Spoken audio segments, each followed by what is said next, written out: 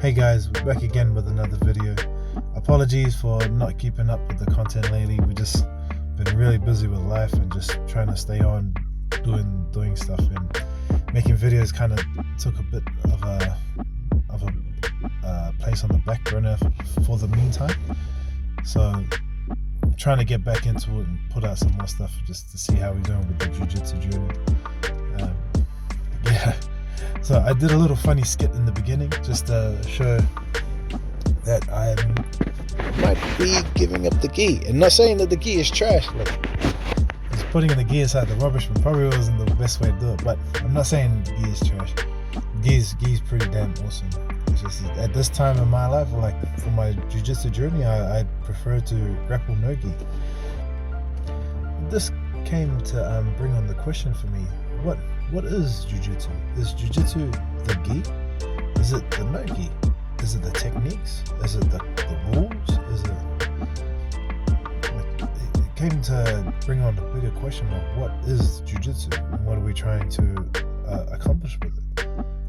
And I guess the best way to explain it to me is the explanation from John Danaher is it's controlled that leads to submission. Being able to control your opponent's body through the usage of your body to inflict them a good amount of pain or a strangulation hold in order to force your opponent to submit. So it doesn't matter to me if it's the gi or without the gi.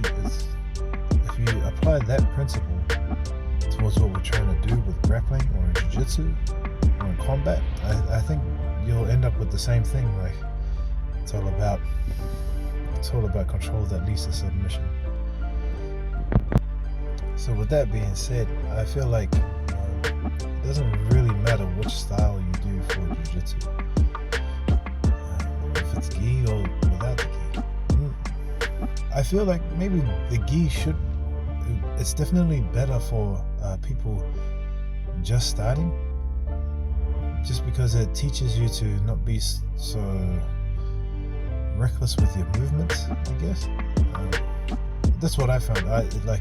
You have to do things properly in the gi, because everything can be slowed down with just, say for example, a cross collar grip. If I'm trying to pass guard and I get a cross collar grip on me, I'm gonna have and if the person on the bottom knows what they're doing, if that happens, it's a hard time trying to pass guard, because you have to address the grip first. There's a lot more grips, so I guess in a way it's more technical. I'm not saying that no gi techniques aren't technical, but I'd say that there's a bit more to it in the gi than there is in no gi. Now I want you guys to remember, I'm not an expert. There's many more people that are well versed in the debate for the no gi versus the gi argument. Like the people well more versed than I am in terms of like knowing better. But this here is just my personal preference. And I think a lot of people, especially your coaches and stuff like that, I think they'd be very, very open to you giving up the gi if you wanted to just do no gi. I think in terms of fundamentals for a jiu-jitsu practitioner or jiu-jitsu artist, I think that doing the gi first, especially as a white belt, I think is definitely very, very important for your development in jiu-jitsu. You just learn so much from doing things in the gi. It puts a different emphasis onto your jiu-jitsu when you do things. It teaches you the value of good technique. That's what I would say. It teaches you the value of good technique being inside the gi. So where can we go from here? Well, for me, my back has been playing up lately, so I tried to get back into training, maybe a bit too hard too soon, and then my back started to really play up again. So I've been focusing a lot on, first off, weight loss, trying to lose more weight. As you can see, I'm a big man. Like I'm a big person. I carry a lot of extra body weight that doesn't need to be there, and I feel that does to a point hinder my jiu-jitsu. So I find it better if I try and make the time to lose some weight.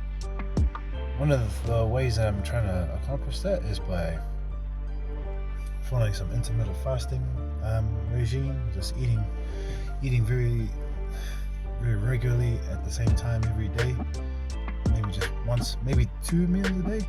Like if I'm really hungry, I'll eat twice, but I just try to eat once a day. I'm training every day, not jiu-jitsu. I train at the gym every day, just really trying to focus on getting my body weight movements better, trying to control my body a bit better, and I'm just keeping with the 3 days a week for grappling training. For Teedo, I know that he really does love the gi. He enjoys it a lot more. So I'll try and get him to put up some videos of him doing some more gi jiu-jitsu. But as for him as well, life has been busy.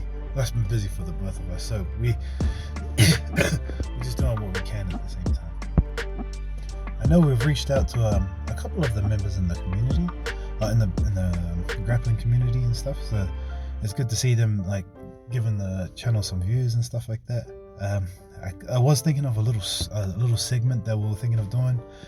Auckland's got quite a few grappling gyms around, and I'd really like to just go around and actually meet all the different grapplers in the community. Like the segment that I'm thinking of doing is called Dojo Storming.